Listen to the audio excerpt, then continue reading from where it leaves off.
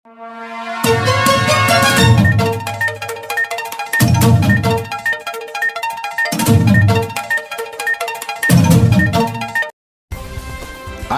அருகே ஆஞ்சநேயர் ஆலயத்தில் doctor V Gengusamy Naidu 95வது பிறந்தநாளை முன்னிட்டு சிறப்பு அபிஷேகம் மற்றும் அன்னதானம் வழங்கப்பட்டது.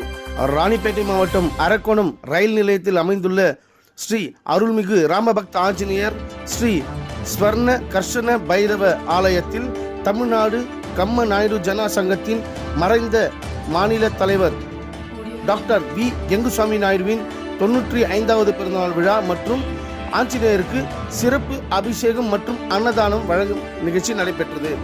இதில் தமிழ்நாடு கம்ம நாயுடு ஜன சங்கத்தின் மாநில துணை செயலாளர் தனபால் அவருடைய மனைவி கீர்வாணியுடன் கலந்து கொண்டு அன்னதானம் வழங்கினர். முன்னதாக ஆஞ்சநேயருக்கு சிறப்பு அபிஷேகம் நடைபெற்றது.